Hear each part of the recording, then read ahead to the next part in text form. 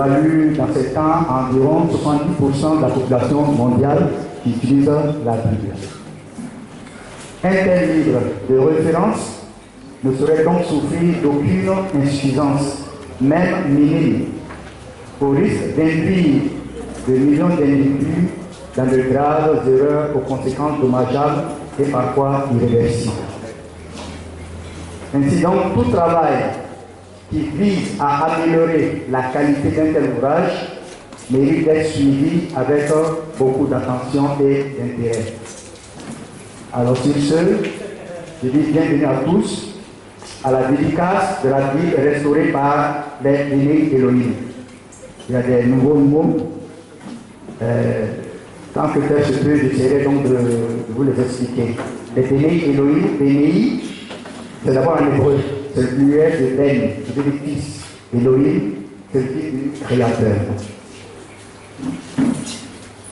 Déjà, dans la préface de la Bible, à la page 12, les Béné Elohim précise l'objectif de la restauration de la Bible.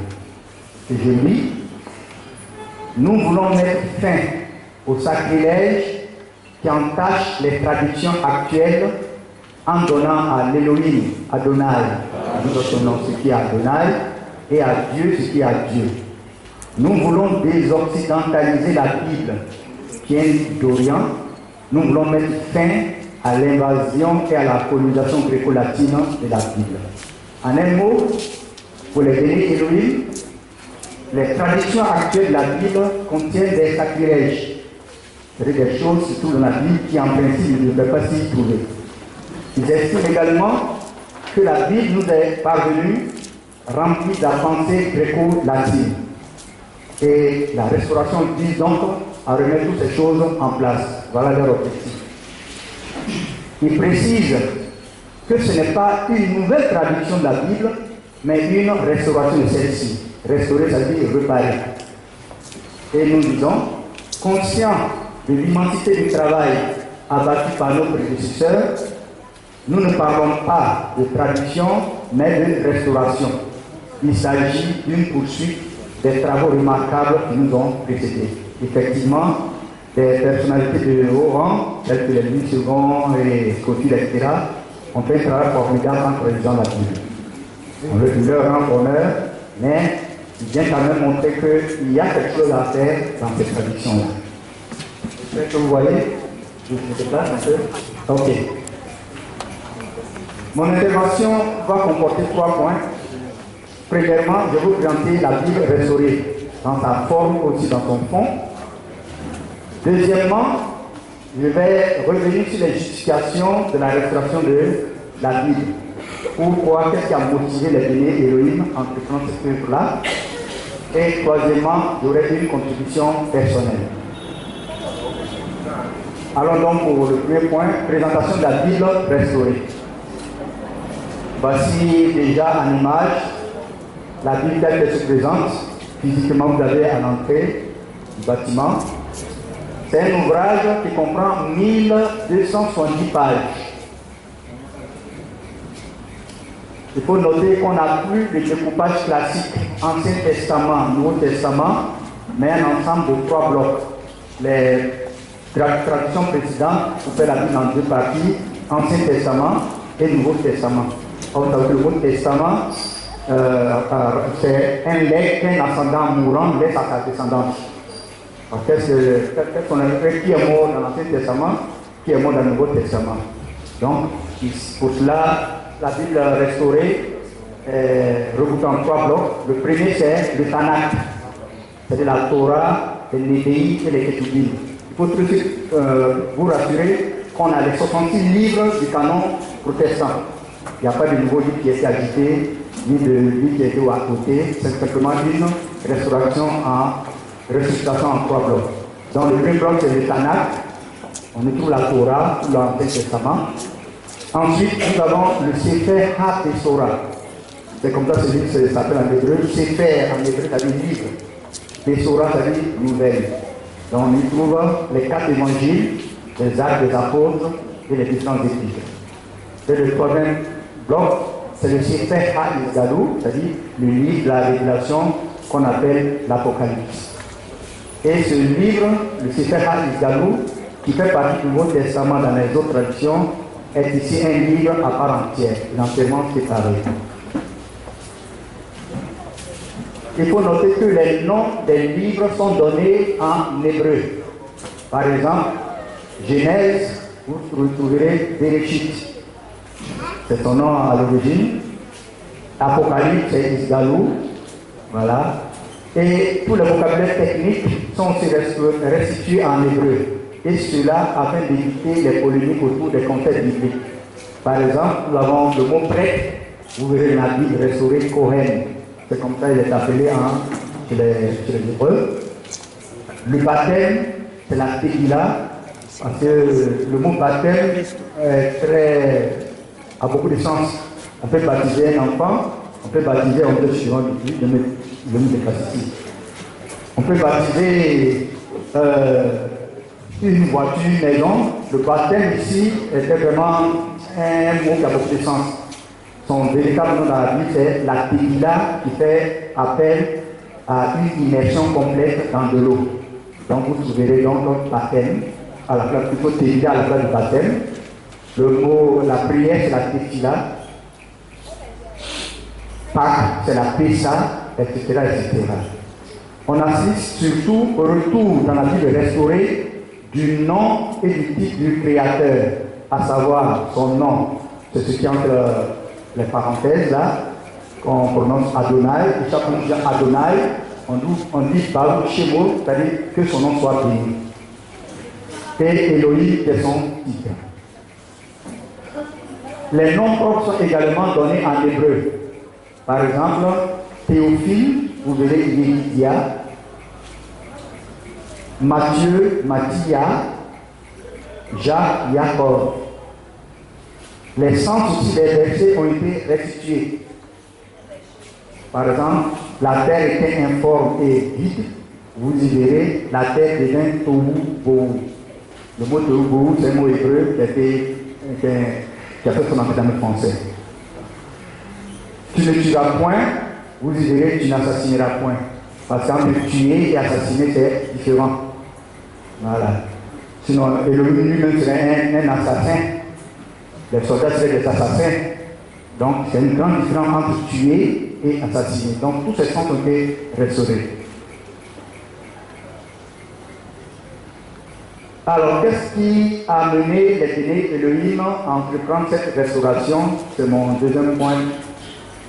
Alors, pour les bénis Elohim, la Bible devrait être restaurée depuis longtemps pour au moins 4 raisons. La première raison est que, pour eux, les traductions actuelles ont évacué 2 textes importants qui sont Adonai, son nom, et Elohim. Le nom propre du Créateur,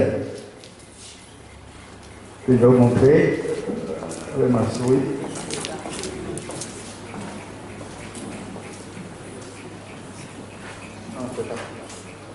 Ok, voilà. Le nom propre du Créateur, que voici, c'est qu'il faut prononcer Adonai, ainsi que son titre Elohim ont été évacués au profit du Seigneur et Dieu dans les Bibles en langue française. Voilà. Donc, pour cela, la Bible mérite d'être restaurée. Deuxième raison,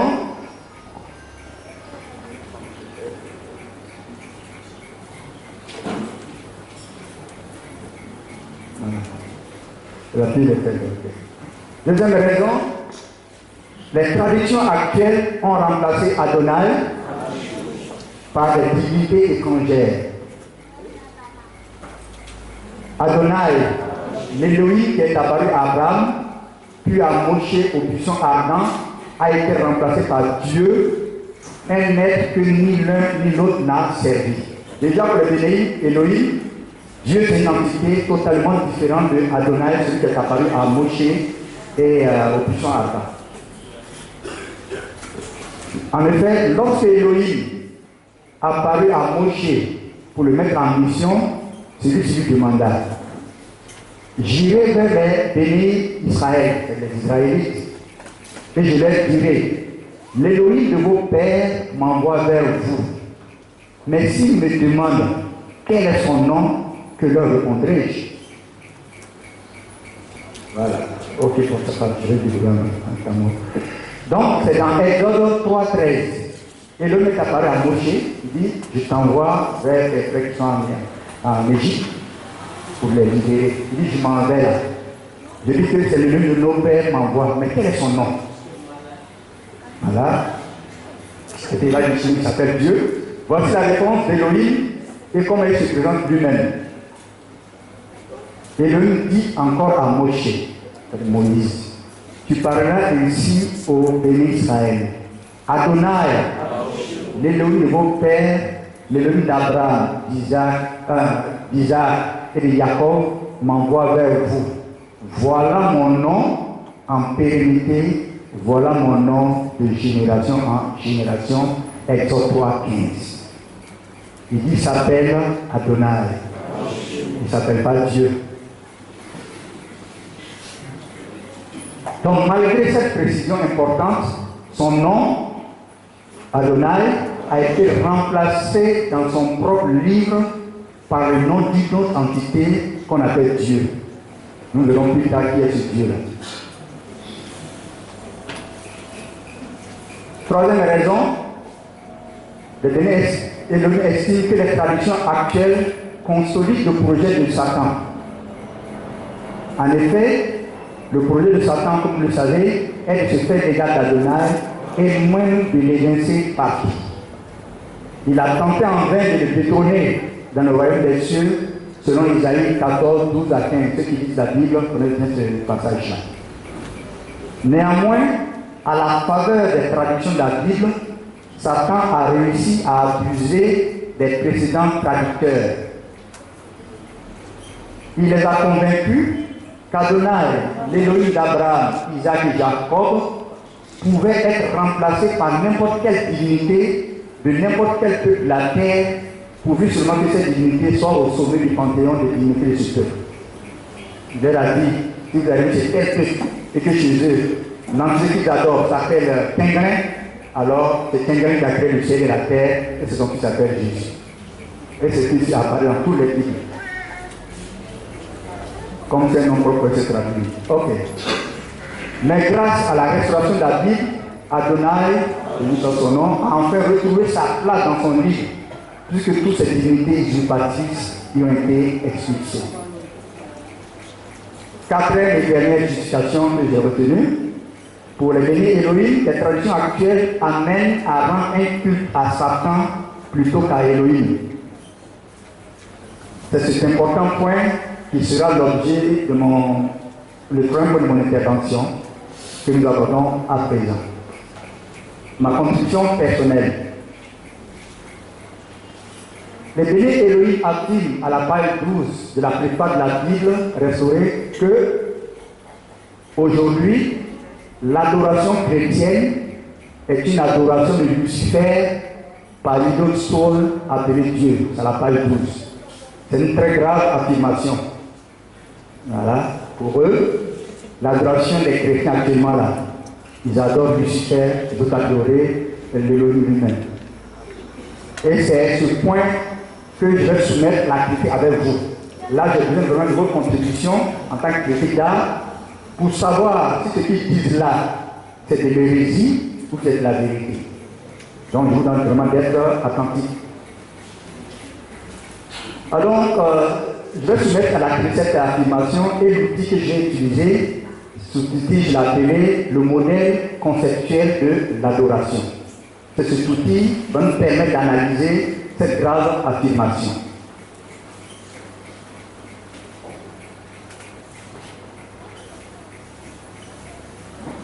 Ok. Il y a dans le monde plusieurs religions. On est tous d'accord, hein? Il y a plusieurs religions dans le monde. Mais ces religions, si diverses soient-elles, ont toutes la même structure de base.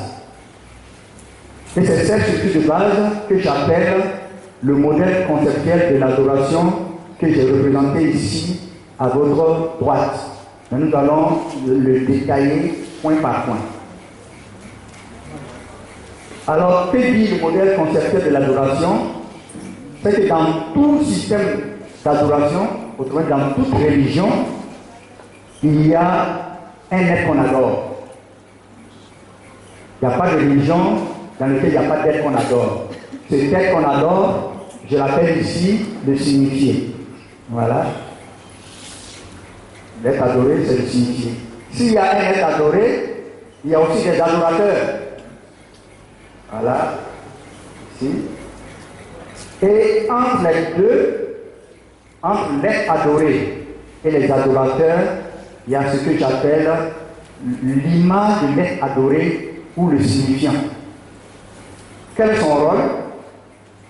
Ce signifiant est un objet du monde physique en lequel le signifié se reconnaît, et cet objet-là sert de médiateur entre le signifié et les adorateurs. Dans toute religion, comme je dis, il y a un être adoré, il y a des adorateurs, et entre les deux, il y a le signifiant, qui est l'image de l'être adoré. Nous allons donner beaucoup d'exemples pour bien comprendre la chose. Sans passer par le signifiant, l'adorateur ne peut pas entrer en contact avec l'être qu'il adore. Nous allons donner deux exemples. Pour cela, le premier exemple, nous le prenons dans la Nouvelle Alliance, communément appelée le christianisme. Dans la Nouvelle Alliance, l'être adoré, autrement dit le signifié, est Elohim le Père. Et son image, c'est-à-dire le signifiant, est Yeshua HaMashiach, le Fils, Yeshua HaMashiach qu'on appelle abusivement Jésus. C'est son image. On va lire cela dans la Bible. Dans Jean 14, 6, Yeshua lui dit: je suis le chemin, la vérité et la vie. Nul ne vient à moi, nul ne vient au Père que par moi. Dans la Nouvelle Alliance, toi tu es un adorateur d'Élohim, tu ne peux pas adorer le Père si tu ne passes pas par Yeshua. On voit bien que le retrait, il y a la première fonction de signifiant. Le signifiant, c'est un objet physique, c'est un humain, un objet qui sert de tampon entre le signifié et les adorateurs. Autre verset, c'est dans le Paul 1 Timothée 2,5. Il dit: car il y a un seul Elohim et un seul médiateur entre Elohim et les hommes, Yeshua HaMashiach homme. On continue dans la Bible. Ici, c'est dans Colossiens 1,15. Il fait parler de Yeshua. Il est l'image de l'Elohim invisible. Yeshua est l'image de l'Elohim invisible. Yeshua est le médiateur entre les adorateurs et Elohim. Et un dernier verset, c'est dans Jean 14, 9. C'est un de ses disciples qui lui a dit: montre-nous Elohim.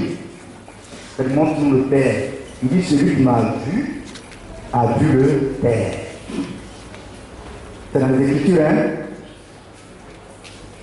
Alors, si on se réfère à notre schéma modèle conceptuel, nous avons ici Elohim, nous avons ici les adorateurs, et nous avons entre les deux le signifiant, c'est-à-dire que l'image d'Elohim. On peut donc retenir que dans la Nouvelle Alliance, Yeshua est l'image d'Elohim, c'est le premier élément, et le médiateur entre Elohim et les croyants. Donc, Yeshua est le signifiant d'Elohim. Et par conséquent, on peut affirmer que la Nouvelle Alliance obéit parfaitement au modèle conceptuel de l'adoration. Si c'est clair, pour poser des questions, hein? Voilà. Deuxième exemple. Nous le prenons dans les religions traditionnelles, telles que le vaudou, le bossoni, ça c'est chez nous ici. L'être adoré, le signifié, est un esprit. Et son image ou signifiant est un objet du plan physique qui peut être un cours d'eau. Voilà. Ici, nous avons des des vaudouisants. Ils adorent Mami Water, qu'on appelle Mami Wata, notre déesse des eaux. Sur l'image, nous voyons la prêtresse et un groupe de fidèles allant faire allant adorer Mami Wata. Alors, l'eau qui est ici, c'est dans cette eau qu'ils vont déverser, ils vont déposer l'offrande. L'eau est ici le lien entre les adorateurs et Mami Wata qu'ils adorent. Donc, ils n'adorent pas l'eau, mais l'eau est le moyen qui leur permet d'entrer en contact avec l'esprit qu'ils adorent. Ça, c'est le premier exemple. Cet objet peut être une statue. Ça, c'est une statue ibéifiée, c'est une statue Yoruba. Voilà. Et l'esprit s'appelle Ibé. Voilà. Donc, ici, à travers cet esprit et cet objet, cette statue, les adorateurs entrent en contact avec l'esprit qu'ils adorent. Ce n'est pas la statue qu'il adore, mais c'est l'esprit a donné ça comme moyen d'entrer en contact avec lui. Donc ça c'est le signifiant de l'esprit, c'est une statue. Ça s'appelle du feu. Donc c'est pas qu'on voit bien ici. Nous avons ici, c'est en Iran, des adorateurs d'un esprit vengeur, peut-être trouver un marquis, qui va trouver l'esprit. Ils tournent autour du feu, et au bout d'un moment, au bout d'un certain temps, ils tombent en transe. C'est une vidéo qu'ils donnent depuis la capture, ils tombent en transe et ils parlent en langue. Hein? Ils adorent, donc l'esprit qu'ils adorent à travers le feu tombe sur eux. Voilà, donc le feu ici est le signifiant de cet esprit. Voilà. Ça peut être une statue, pardon, un arbre. Ici on a un arbre avec une statue dedans, c'est taïwanais. Donc voilà, le signifiant peut être cet objet-là. Donc c'est plus un objet du monde physique qui permet aux adorateurs d'entrer en contact avec l'esprit. C'est valable pour les religions dites révélées comme le christianisme, c'est valable aussi pour les religions traditionnelles.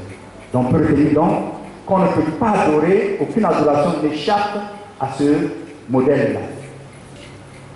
Donc les religions traditionnelles donc, obéissent aussi au modèle conceptuel de l'adoration.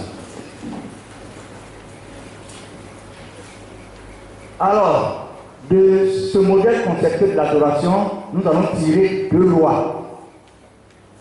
À savoir, première loi, loi 1, toute entité spirituelle qui veut se faire adorer doit avoir nécessairement un signifiant qui va mettre à la disposition de ses potentiels adorateurs. Donc si moi je suis un esprit et que je veux me faire adorer, par l'esprit je suis dans un plan spirituel.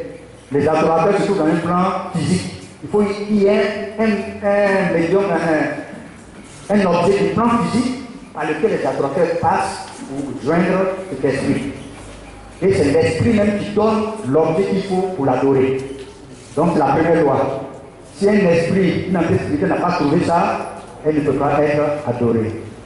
Deuxième loi, c'est que le signifiant doit être un objet du monde physique qui doit refléter les caractéristiques du signifié dans le plan physique. Mami Wata, c'est une déesse qui se relève de l'eau. Elle va donner l'eau comme moyen d'entrer en contact avec lui. Il y en a qui donnent le feu, il y en a qui donnent une montagne comme moyen pour entrer en contact avec lui. Le signifiant a toujours un lien étroit avec le signifié. Dans ces deux lois, il faut les retenir. N'oubliez pas que nous sommes en train de donner cet outil pour pouvoir analyser la grave affirmation des données Elohim. À savoir qu'aujourd'hui, l'adoration chrétienne est une adoration de Lucifer à travers une idole appelée Sol, une idole appelée Dieu. Voilà. Donc, loi 1, on l'a la deuxième loi également. Alors, la question qui nous vient immédiatement à l'esprit, c'est le signifiant de Satan. Donc, vous savez comme moi que Satan est adoré, et qu'il est même adoré. Il y a des adorateurs de Satan. Alors, que pouvons-nous en déduire d'après les deux lois que nous venons de voir? La première loi dit que toute entité spirituelle qui veut se faire adorer doit avoir un signifiant qui va mettre à la disposition de ses adorateurs. Donc, Satan doit avoir un signifiant. Deuxième loi, le signifiant en question doit avoir un lien étroit avec Satan lui-même. Satan est un esprit, le signifiant doit être un objet du monde physique qui doit avoir les reflets du signifié. Alors si nous arrivons à trouver ça, alors on trouvera le signifiant de Satan. Et si vous trouvez un jour quelqu'un en train d'adorer, passer par ce signifiant-là, vous direz, ah, j'ai vu aujourd'hui un adorateur de Satan. On est d'accord? Ok. Alors donc, je résume. Selon la loi 1, Satan doit avoir nécessairement un signifiant. Selon la loi 2, le signifiant en question doit être un objet du monde physique qui doit refléter les traits de Satan. Si nous allons trouver les traits de Satan, on trouvera le signifiant et on verra donc, on aura entièrement toutes les informations sur ce signifiant-là. Alors, quel est le signifiant de Satan? Il faut noter avant tout que le nom originel de Satan, c'est Lucifer. J'espère que tout le monde le sait. Il s'appelle Lucifer et ce mot signifie porteur de lumière. En espagnol, luz, ça veut dire lumière. Ça veut dire lucien, luciole, c'est lié à la lumière. Je ne vais pas dire que les luciens sont des lucifériens. Donc ici, Lucifer, c'est le véritable nom de Satan. C'est ange lumière qui a été créé et il servait Elohim dans le royaume des cieux. C'est lorsqu'il s'est rebellé qu'il a porté le nom de Satan qui veut dire opposant. Donc son nom originel c'est Lucifer. Et la Bible, parlant de Satan, nous donne un indice sur son signifiant. Alors nous le prenons dans Ésaïe 14, 12. Parlant de Satan, il dit: te voilà tombé du ciel, astre brillant, fils de l'aurore. Donc Satan est identifié ici à un objet du monde physique. Un astre brillant qui vient à l'aube. J'espère que parmi vous, quelqu'un va dire quel est cet objet du monde physique qui peut être le signifiant de Satan. On va demander à quelqu'un si peut voir. Levez le doigt. Ah, il y a 3-4 doigts là. Oui, vous au fond là-bas. Le soleil. Et vous? C'est pareil. C'est ça, non? Donc effectivement, un banc pour eux. On va mettre en place. Voilà. Très bien, effectivement, c'est le soleil qui est le signifiant de Satan. Donc le signifiant de Satan est le soleil, pris comme objet d'adoration. Donc si un jour, vous voyez quelqu'un adorer le soleil, vous allez donc dire, voilà un adorateur de Satan. Donc, rendre un culte au soleil, c'est adorer Satan comme tu l'es. Bien. Il faut noter que Adonai, il dit dans son nom, a horreur du soleil, du culte du soleil, comme en témoignent les versets suivants. Nous avons pris des versets bibliques pour montrer que ce que nous disons, c'est la vérité. Nous lisons dans Lévitique 26, 30. Il dit, je détruirai, c'est l'homme qui dit, je détruirai vos lieux. J'abattrai vos statues consacrées au soleil. Je mettrai vos cadavres sur les cadavres de vos idoles et mon âme vous aura en horreur. À un moment donné, les Israélites se sont mis à adorer le soleil. C'est ainsi que c'est la dit. Il dit, je mettrai vos cadavres sur les cadavres de vos idoles et mon âme vous aura en horreur. La haine d'Adonai pour le culte solaire se justifie par le fait que adorer le soleil, c'est adorer Satan, son adversaire. Voilà ce qui justifie cette haine-là. Voyons à présent la crise du veau d'or. Un exemple qui illustre la haine qu'Adonai a pour le culte solaire, qui est une adoration camouflée de Satan. Les lecteurs, ceux qui ont lu un peu la Bible, savent ce que c'est que, voilà, je vois le texte la crise du veau d'or.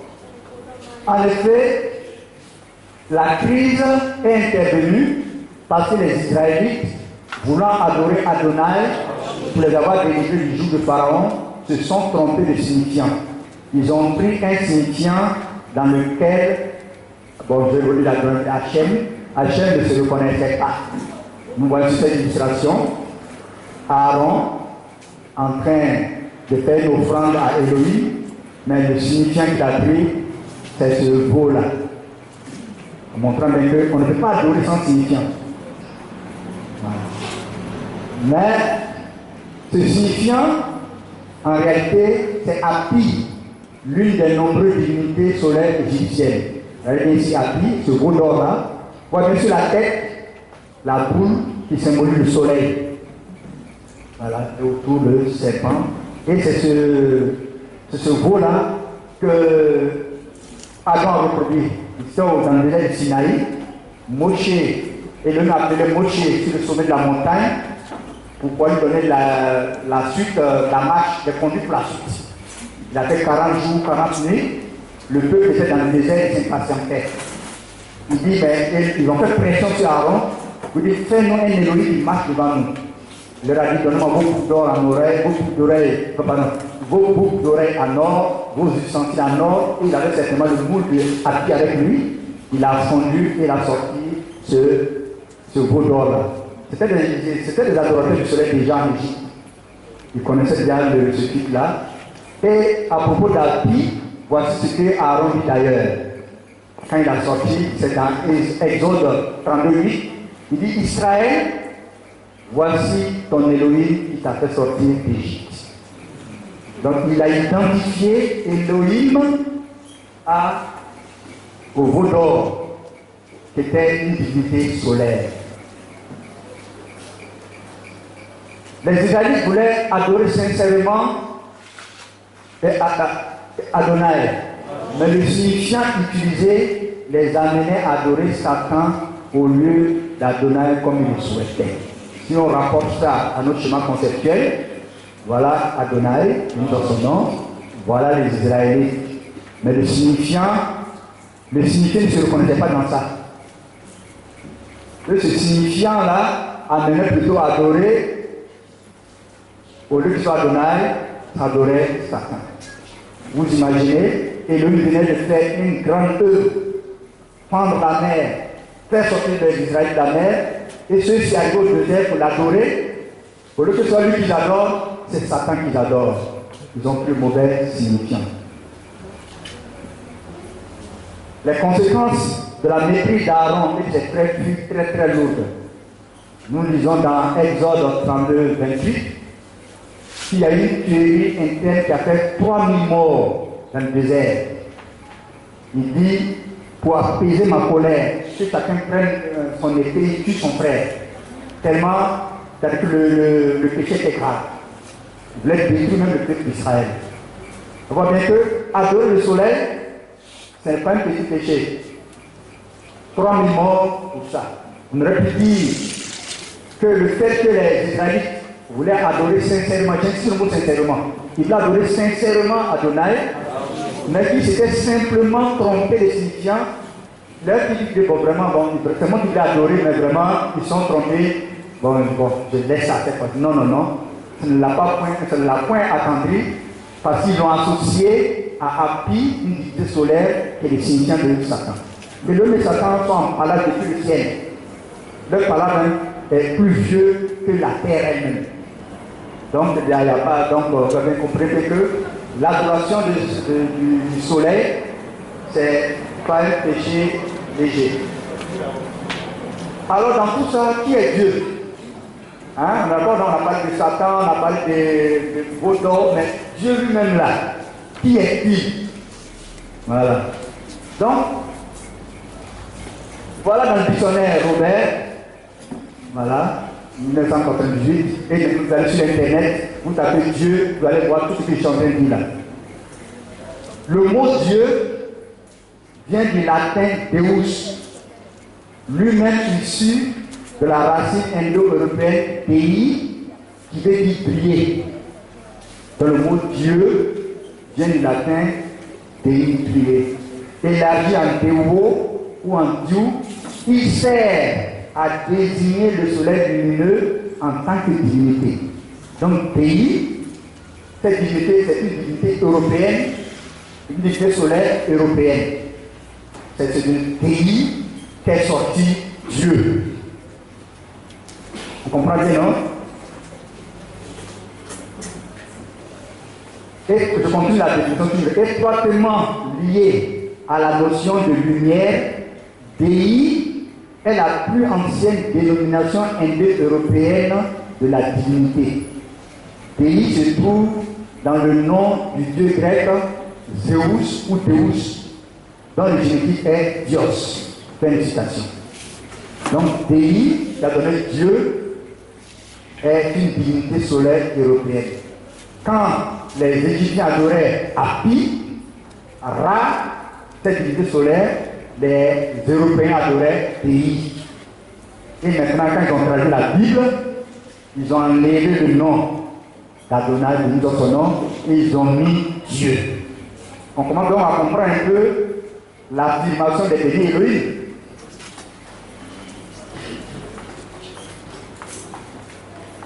Ainsi, Dei était utilisé par les peuples primitifs européens pour exprimer la lumière du soleil et les phénomènes lumineux observés dans le ciel.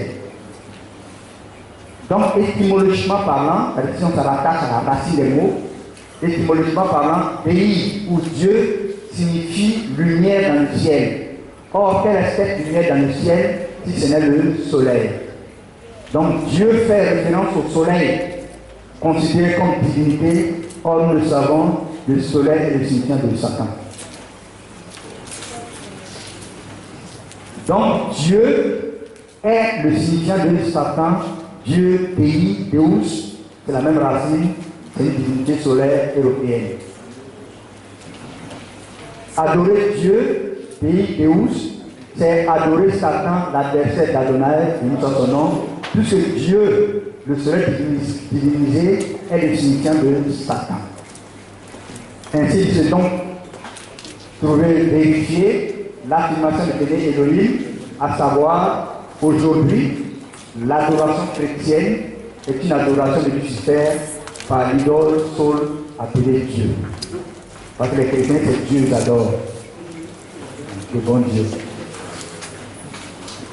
En résumé, donc au terme de ce premier chapitre, on peut dire que Dieu est une divinité solaire des Européens primitifs. Deux, que Dieu est le signifiant de Satan. Trois, adorer Dieu, c'est adorer Satan. Dans la logique, d'accord? Voilà. Donc, mes recherches m'ont également conduit au fait que ce n'est pas seulement la région chrétienne qui est infectée par le culte solaire, mais le monde entier. Nous allons donc regarder ensemble des diapos pour nous rendre compte du fait que le culte solaire a été pratiqué par tous les peuples de la terre et continue de l'être même aujourd'hui par des millions d'individus.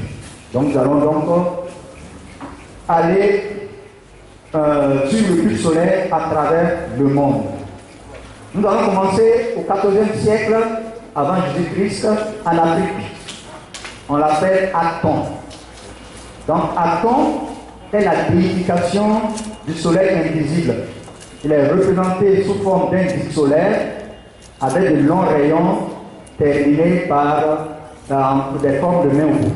Donc sur cette stèle-là, on voit ici un prêtre en main, avec en main des offrandes qui fait au soleil. Donc il y a une boule avec des rayons lumineux. Donc je vous demande de faire attention à la représentation, à l'iconographie. Une boule avec des rayons. Cette représentation sera une constante dans la représentation de la divinité solaire. Donc, en Afrique, c'est à au XIVe siècle. Nous venons ici en Palestine, c'est en Asie. Là-bas, on l'appelle Malak Bel, du soleil. C'est une divinité, l'une des divinités du panthéon de la cité de Palmyre, en Syrie. Son nom signifie en araméen messager de Baal. On voit bien quoi? Ici, on a un visage humain, voilà, qui avait des rayons de lumière tout autour. Si vous voyez ça quelque part, sachez que c'est une divinité solaire. En Inde, on l'appelle Surya. Voilà, dans l'hindouisme, Surya, la racine sanskrit, Sur, Usva, veut dire briller, c'est la divinité, c'est Surya, le dieu soleil. Vous voyez ici, lui entièrement, là au milieu, avec des rayons de lumière tout autour.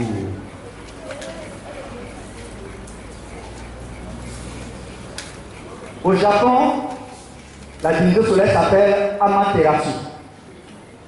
Donc, le dieu japonais du soleil, Amaterasu, est la mère des empereurs. Dans la mythologie japonaise, Amaterasu est la déesse du soleil et serait l'ancêtre de tous les empereurs japonais.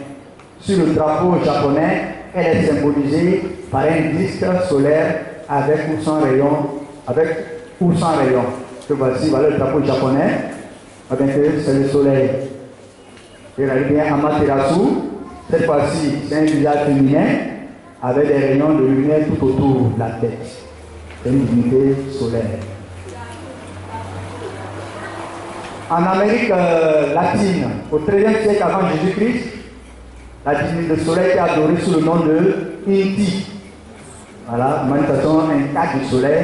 Elle est représentée par un disque solaire à face humaine et entouré de rayons lumineux. Vous voyez que c'est une constante dans la représentation des divinités solaires. Soit une boule, soit un visage masculin ou féminin, mais toujours entouré de rayons lumineux, de rayons du soleil. En grec, au IVe siècle avant Jésus, la divinité de l'avant s'appelait Hélios. Voilà, Hélios, c'est la personnification grecque du soleil et de la lumière. Les Romains l'appellent Sol ou Dei. Voilà Hélios. C'est le nom d'un ancien savant, c'est les anciens qui connaissent. Voilà, savant en côte Hélios. Voilà, c'est le soleil. Et ici, visage humain avec des rayons de lumière tout autour. On progresse. À Rome, s'appelle Mitra. Au IIIe siècle avant Jésus-Christ, Mitra est une divinité solaire d'origine perse, c'est-à-dire iranienne, ange de lumière qui est le serviteur du Dieu suprême Ahura Mazda et l'intercesseur des hommes auprès de celui-ci. Ici, visage humain avec des rayons sur la tête. Même dans la grande Amérique moderne, que c'est la statue de la liberté, ça a été construit en 1886. C'est l'un des célèbres monuments de la ville de New York. Elle est une réplique du colosse de Rhodes dédié à Hélios, divinité solaire grecque, et à Mitra, divinité solaire romaine. Que c'est exactement le même dessin avec la réplique. Montrant que le soleil, même dans les États-Unis modernes, c'est adoré. Donc, c'est la statue de la liberté et la réplique de Mitra, avec le même nombre de rayons sur la tête, 1, 2, 3, 4, 5, 6, 7, 1, 2, 3, 4, 5, 6, 7. Seulement que Mitra a cassé 2 de ces rayons. Vous voyez que le soleil a trouvé partout. Okay. Bon, là on va regarder, on ne parle pas, on ne fait pas commentaire. Maman Marie, mère de Jésus. Voilà, visage. Voilà encore notre présentation à côté. Là entièrement, avec le rayon de lumière tout autour. Donc vous pouvez écrire vos conclusions, non? Hein?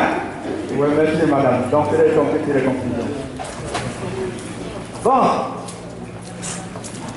Conclusion. Le culte solaire a été pratiqué par tous les peuples de la terre et cela depuis l'Antiquité. Il l'est encore aujourd'hui par de nombreux peuples. Donc voilà ici un récapitulatif de ce qu'on a vu. Exactement la même représentation. Depuis l'Antiquité. Mitra, ça c'est Malakbel, Hélios, Mitra, Marie, Amaterasu, Surya, les deux mêmes se ressemblent. Voilà. Donc, comprenez bien l'affirmation des derniers Elohim. Aujourd'hui, l'adoration chrétienne, là, c'est une adoration du soleil à la divinité qu'on appelle Dieu. Partout.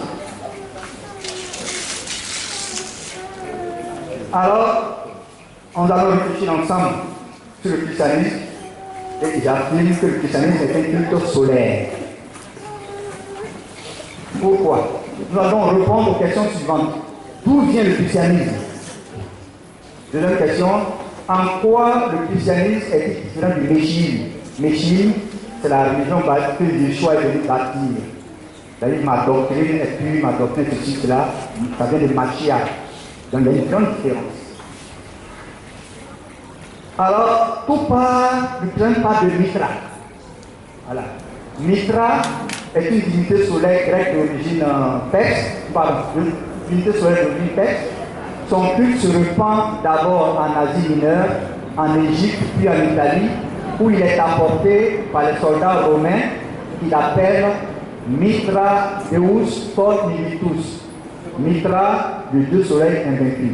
Tout ce que je dis là, vous allez sur internet, vous tapez sur Google, n'importe quel moteur de recherche, Mitra. Ou bien vous tapez origine du christianisme, vous les aurez entièrement là. Alors, par décret, l'empereur Aurélien, qui a régné de 270 à 275, a fait de Mitra la divinité officielle de l'Empire romain. La dédicace du temple qui lui est dédié a lieu le 25 décembre de l'an 274, jour anniversaire de sa naissance. Et depuis, la date du 25 décembre est officiellement fêtée comme le jour de naissance du soleil. Ça vient du latin de dies natalis soli invicti. Voilà. Jour de naissance du soleil invaincu. Donc, c'est Mitra. Lors de la dédicace en 274, se déroule le premier Agon Soli, où jeux donnés à l'honneur de Mitra Sol Invictus, et qui se renouvelleront tous les 4 ans. C'est l'ancêtre de nos Jeux olympiques modernes. Donc, l'origine des Jeux olympiques, c'est Agon Soli, et c'est un jeu qui est fait à l'honneur de Mitra. Mitra, divinité solaire.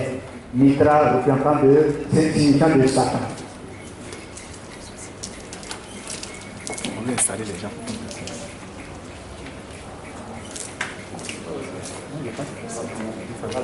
Pour asseoir le culte de Mitra, l'empereur Aurélien a créé un groupe de prêtres, les pontifes du dieu soleil, dont il est lui-même l'autorité suprême, à savoir le souverain pontife, le Pontifex Maximus.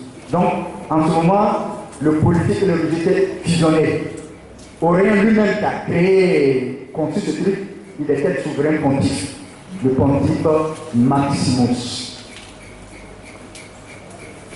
L'empereur Constantin, après lui, a fait rédiger une loi le 7 mars 321 qui fixe le dimanche, jour du soleil, comme jour du culte obligatoire consacré à Mitra. Donc c'est Constantin qui est vraiment l'un des pères, si vous lisez bien, après le concile de 325, concile de Nicée, vous avez toute l'origine du christianisme. C'est Mitra donc, plutôt, c'est Constantin lui-même qui, le 7 mars, a dit que le dimanche là, c'est le jour obligatoire du culte à Mitra. Et le dimanche en anglais, on dit quoi? Sunday, le jour du soleil. Et c'est ce jour-là aussi que c'est le jour sacré du chrétien. L'historien Emile Wolff, je vous laisse prendre son nom, dans son livre intitulé Mitra est-il à l'origine du mythe chrétien? Vous tapez sur Google, c'est un PDF, vous avez toutes les informations là-dessus.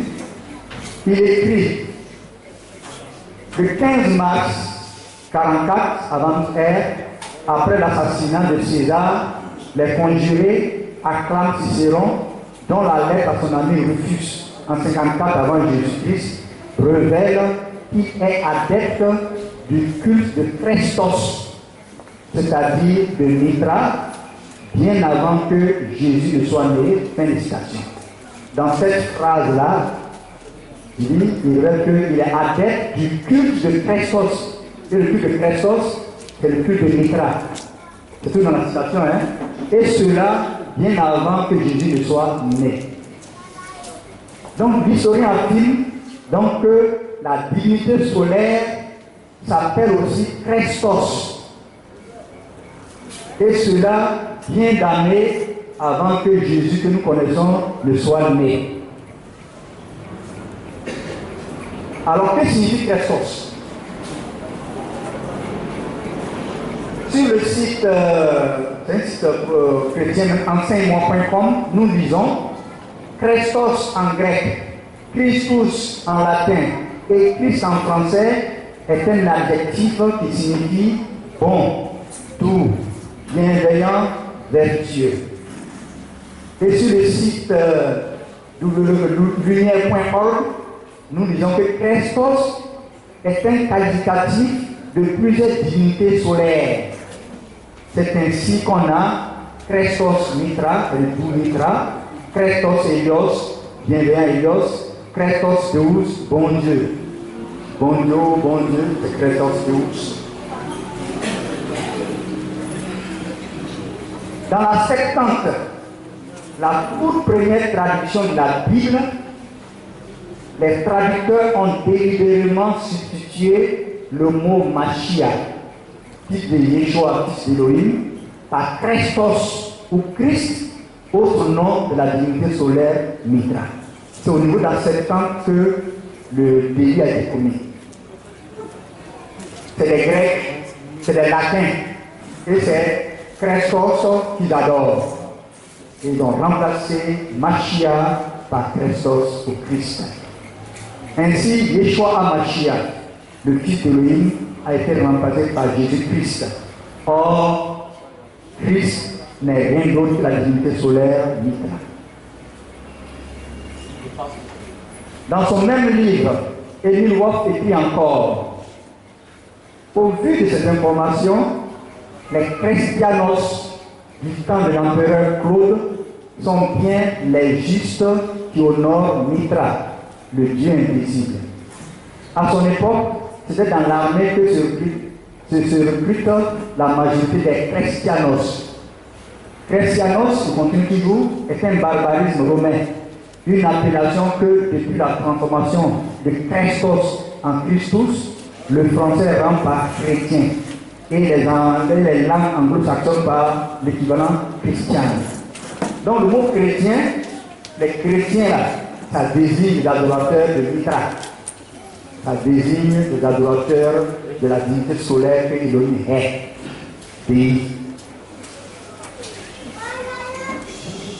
Emile Wolf révèle donc que les adeptes de Christos Mitra étaient les Christianos en grec et plus tard chrétiens en français.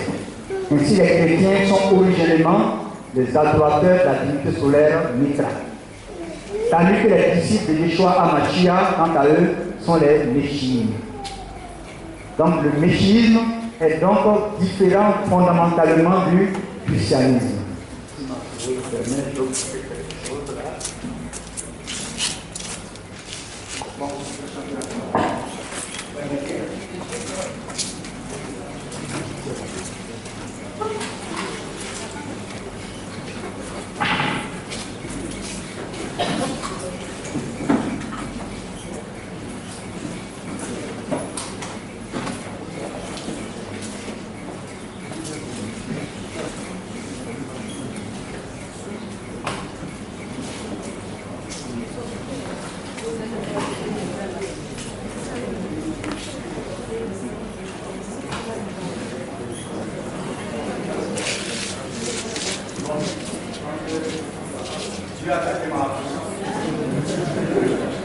Ok, on avance.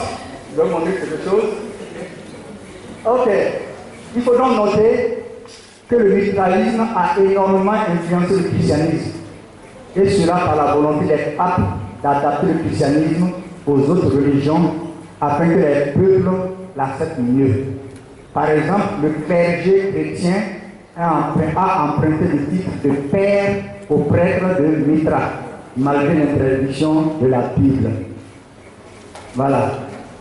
Il n'est pas aussi étonnant que le nom Mitra du bonnet des évêques catholiques nous rappelle la divinité Mitra. Donc ici, ceux qui les catholiques le savent, le chapeau des prêtres, là, on appelle ça la mitre. Voilà, c'est confirmé. Voilà. Donc la mitre. L'hostie. Voilà. Le sang et le corps de Jésus. L'hostie représente le sang et le corps de Jésus. Par l'hostie, les catholiques reçoivent la sanctification lors d'un rituel appelé le Saint-Sacrement. Je vais...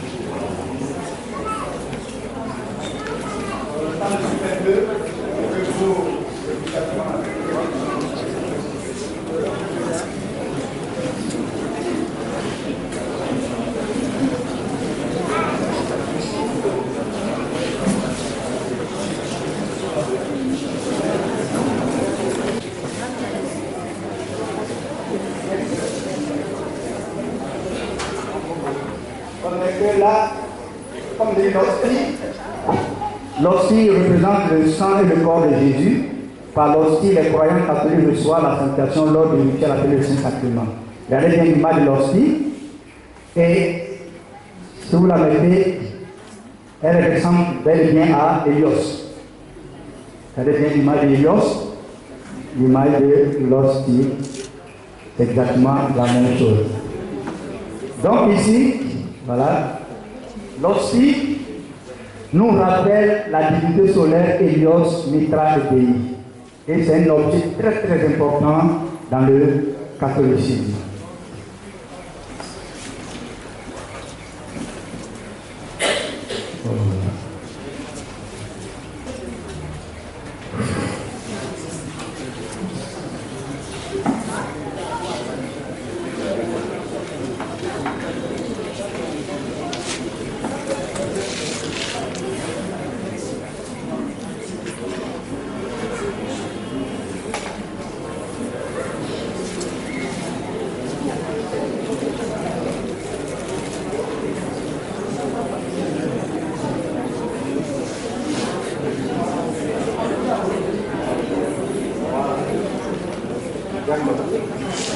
Merci. Voilà. Cette divinité solaire Dei se trouve dans la célèbre inscription Vicarius Filii Dei, et cette inscription-là figure sur la tiare des papes. Ici, Vicarius Filii Dei, voilà, je vais l'extraire. Voilà. Vicarius Filii Dei. Ça dit quoi? Vicaire. Vicarius, c'est-à-dire remplaçant du fils de Dei. Voilà. Donc le pape se présente comme le représentant du fils de Dei. Elle signifie remplaçant du fils de Dei. Ainsi, les papes sont des fils de Dei. C'est pas moi qui le dis, c'est ça qui est écrit sur la tiare, le chapeau. Conclusion. Tout cela a fait dire au docteur Alexander Hislop, qui a écrit un très bon livre que je vous recommande, qui s'appelle Les Deux Babylones, c'est gratuit, sans PDF sur Internet. Il dit, le catholicisme est finalement révélé être la religion solaire du culte de Mitra sous un déguisement chrétien. Les Deux Babylones d'Alexander Hislop. On peut aisément conclure que le christianisme est un culte solaire et donc approuver la déclaration de Béni Elohim, à savoir aujourd'hui l'adoration chrétienne est une adoration de Lucifer par l'idole Sol appelé Dieu. Nous venons de voir que Satan se fait adorer à travers le culte solaire et que ce culte est pratiqué par tout le monde et cela depuis la nuit des temps. Maintenant nous allons découvrir ensemble des caractéristiques et non des moindres de la divinité solaire et du culte solaire. Première caractéristique, voilà. Nous allons voir, que dans le culte solaire, la divinité est considérée comme une triade. 2. Dans le culte solaire, il y a un culte spécial accordé à la mère et au fils. et le culte solaire en tant qu'on adore la grande déesse Terre. Premièrement, nous abordons le premier point alors. Dans le culte solaire, la divinité est vue comme une triade d'entités spirituelles, qui sont le Père, la Mère et le Fils. Voilà, le Père, la Mère et le Fils, c'est cet ensemble-là qui constitue la divinité. L'être adoré est vu comme une assemblée de trois entités. Le Père, Dieu le Père, Dieu le Fils, Dieu le Saint-Esprit. On va voir que c'est la Mère du Saint-Esprit. Donc, une triade d'entités spirituelles. Le Père, il est le dépositaire de tous les bienfaits. Il est hors de portée de l'humain. Il ne peut être approché que par la médiation de la Mère et du Fils. Le Fils, il est le Père manifesté en chair, dont il est aussi le messager dans cette triade-là. Et enfin, la Mère, elle est vue comme une maman et adorée comme l'incarnation de l'esprit de paix et d'amour. Nous allons donc voir que cela est une réalité depuis l'Antiquité. La divinité considérée comme une triade. À Babylone, l'une des triades, la fameuse triade construite par Nimrod le Père, Sémiramis la Mère et Tammuz le Fils. Ici nous avons Sémiramis avec Tammuz dans sa main. Alors je vous demande aussi de faire attention aussi à cette image, parce que vous allez la retrouver partout dans le culte solaire. Une autre triade babylonienne est formée par Shamash, le soleil. Ici le soleil, la poule. Sin, la lune qui représente la mer. Et Shtar, l'étoile qui représente le Fils. Voilà encore. En Égypte, la triade est composée de Osiris, le Père, Isis, la Mère, et Horus, le Fils. Divinité solaire. En Inde, nous avons Brahma, le Père, Devaki, la Mère, et Krishna, le Fils.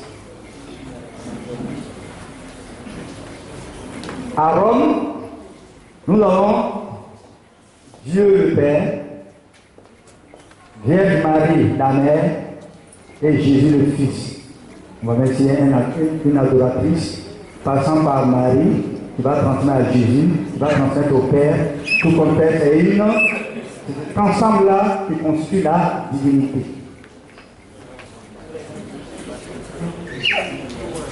L'Église catholique, pourquoi maintenant on est passé de la Trinité triade babylonienne à la Trinité? L'Église catholique, à propos de la Trinité, déclare: c'est la réalité mystérieuse d'un seul Dieu, dans l'unité d'amour de trois personnes distinctes, égales et indivisibles, le Père, le Fils, l'Esprit. C'est dans http://églisecatholique.com, glossaire trinité. Vous tapez, vous allez trouver ça. Donc, divinité considérée comme une entité. Presque toutes les églises, les autres églises de la chrétienté s'accordent sur ce point. Voici ci-contre comme un affiche allemand représente la Trinité. Donc, la divinité composée de trois personnes. La Trinité chrétienne, Père, Fils, Saint-Esprit, est la version catholique de la triade babylonienne Père, Mère, Fils, où la Mère remplace le Saint-Esprit. Voilà, la Trinité chrétienne, la Trinité hindoue, c'est toutes les divinités solaires. Donc la triade est une caractéristique de la divinité solaire. Dans le culte solaire, la divinité, c'est le résumé, est vue comme une triade d'entités spirituelle, à savoir le Père, la Mère et le Fils. Cette pluralité au sein de la divinité s'oppose à la conception abrahamique de l'unité d'Élohim manifestée dans la profession de foi juive. À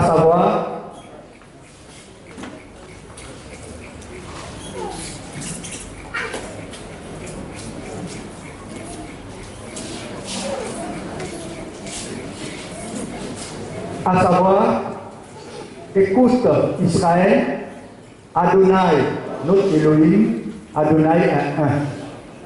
Tandis que dans le christianisme, c'est un ensemble de trois individus qui constituent la divinité. Voilà la profession de foi juive. Écoute Israël, Adonai, notre Elohim, Adonai est un. Donc le culte solaire n'a rien en commun avec la foi d'Abraham. Pour Abraham, Elohim est un. Mais dans le culte solaire, la divinité, c'est une assemblée de trois personnes, trois divinités. Dans le culte solaire, la mère et le fils occupent la plus grande place au détriment du père. Alexander Isoc dit, tout en empruntant sa gloire au caractère divin attribué au fils, la mère a dans la suite éclipsé le fils. La mère est la reine du ciel. La mère est la reine du ciel car elle trône au-dessus du fils. Dans le culte solaire, on a vu la triade. Il y a le père, la mère et le fils. Mais dans cette triade-là, la mère est la reine.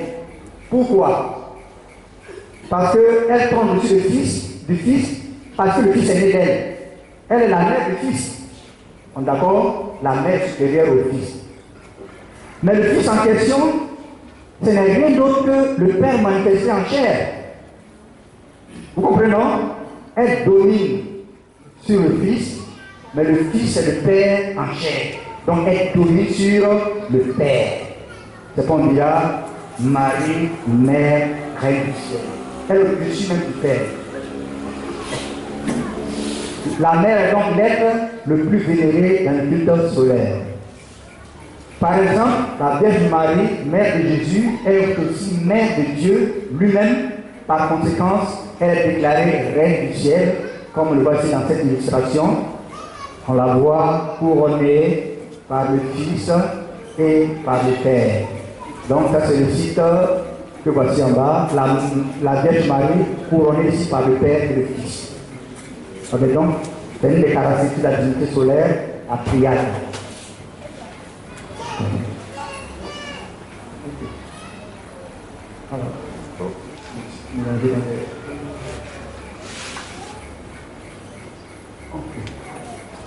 Voilà. Donc à Babylone, voilà. À Babylone, la mère et le fils sont respectivement adorés sous le nom de Sémiramis ou Sil, qu'on a vu là, et Tammuz ou Ishtar, l'étoile. Donc l'adoration de la mère de l'enfant est aussi une caractéristique du culte solaire. Déjà à Babylone, nous voyons ça. Nous venons en Égypte, c'est la même représentation. La mère c'est Isis et le fils c'est Horus. La même représentation. Nous venons en Inde, la mère c'est Devaki ou Isis et le fils c'est Krishna ou Ishwara. Vous avez bien encore la même représentation. Nous venons chez nous, ici, la mère, la Vierge Marie, et le Fils, c'est Jésus-Christ. Ça veut dire que c'est la même divinité solaire. Le christianisme est bel et bien une religion solaire. Terminons par une citation du pape François qui dit que un chrétien qui ne voit pas la Vierge Marie comme une mère est un orphelin, montrant combien le culte de la mère est important là. Le témoignage de la Bible. Qu'est-ce que la Bible dit de tout cela? La Bible parle de cette abominable et véritable triade d'origine babylonienne qui s'est étendue au monde entier et qui avait fait son entrée dans le culte hébraïque au temps des prophètes Jérémie et Ézéchiel. Nous lisons la Bible.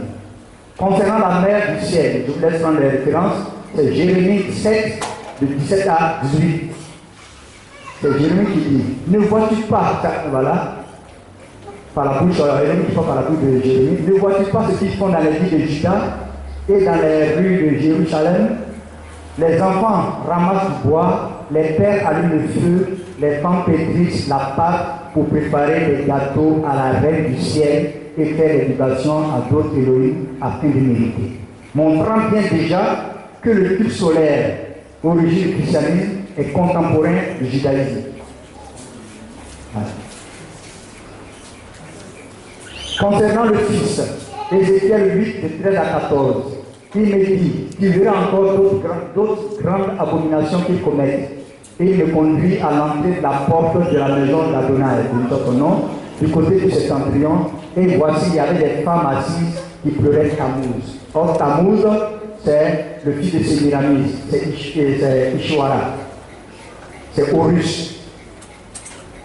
Et concernant le soleil, Ézéchiel 8, de 15 à 16, je lis, il est dit, vois-tu, fils de l'homme, tu verras encore d'autres abominations plus grandes que celles-là.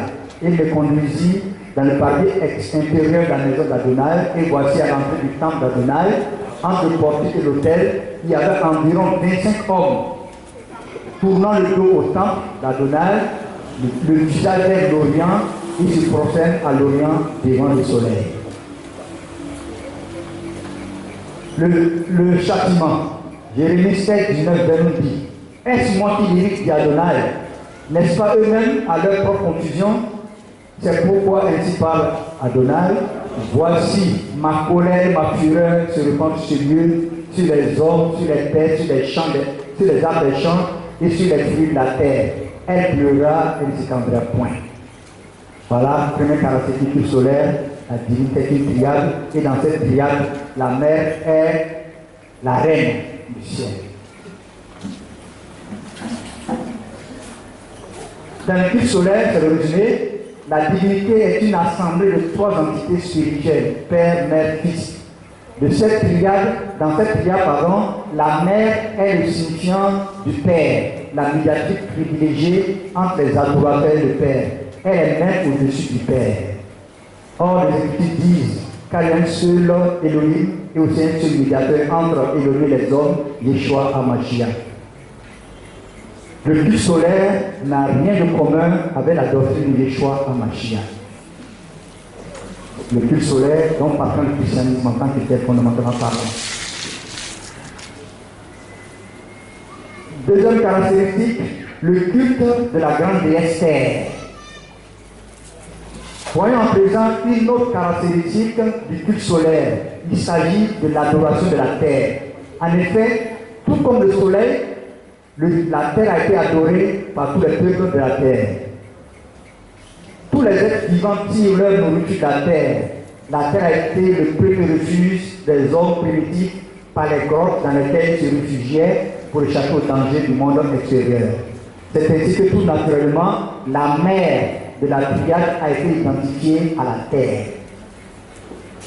Puisque c'est elle qui nourrit l'enfant, le protège des dangers et prend soin de lui. Donc, nous abordons la première caractéristique. On a vu une triade et la mère, dans la première, on a vu que la reine du ciel. Ici, elle est identifiée à la terre.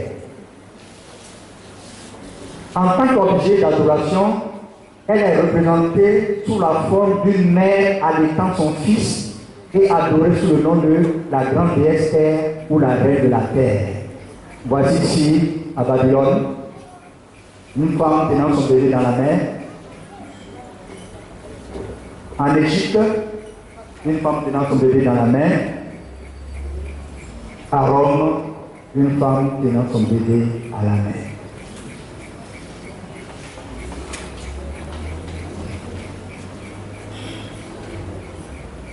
Échille 525 avant Jésus-Christ, c'est un extrait, un des grands tragédiens grecs glorifie la terre qui enfante tous les êtres, les nourrit, puis en reçoit à nouveau le germe fécond. C'est dans Képhore, voilà, les gens sont là. Selon cela, Jérémie, la grande déesse terre est identifiée à la grotte, considérée comme la première habitation de l'homme. Comme le premier cimetière et le premier sanctuaire, c'est la grotte qui devient justement le sanctuaire de la déesse, un endroit où se déroulent les rituels initiatiques. Donc la mer était adorée dans une grotte, ce que nous allons voir maintenant. La grande déesse Terre a depuis toujours été adorée dans les grottes par beaucoup de peuples. Voici ici une grotte dédiée à Devaki, la grande déesse Terre en Inde. Je ne sais pas si vous voyez bien, elle est dans le creux et elle est dedans. Ça c'est en Inde.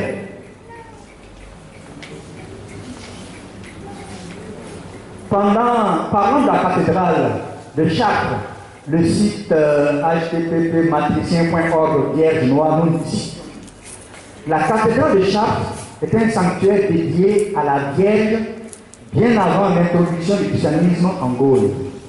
C'est-à-dire que cette cathédrale était identifiée, la Vierge était déjà adorée avant même que le christianisme ne vienne dans la région française, dans la Gaule. Cette Virgo Paritura, cette vieille femme vierge, que les druides ont vénérée dans une grotte, est appelée Notre-Dame de sous-terre, la mère universelle, la déesse des commencements, vers laquelle se dresse l'humanité entière, celle enfin que les chrétiens ont fini par identifier à l'Immaculée Conception. Fin de citation.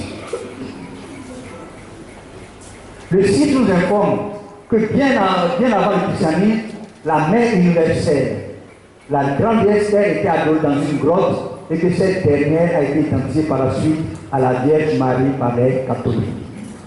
Le 11 février 1858, Bernadette Soubirou, 14 ans, part chercher du bois dans une forêt à Lourdes en France. Dans la partie supérieure de la grotte, à Massabielle, lui apparaît une belle dame vêtue de blanc. Elle se présente à elle comme étant l'Immaculée Conception, la Vierge Marie. Bernard Soubirou dit que la Vierge Marie lui est apparue 18 fois à cet endroit. Depuis ses apparitions de Lourdes, on a compté en 2015 près de 1086 répliques de la grotte de Lourdes en France et dans le reste du monde. Voici ici encore la Vierge, comme Devaki.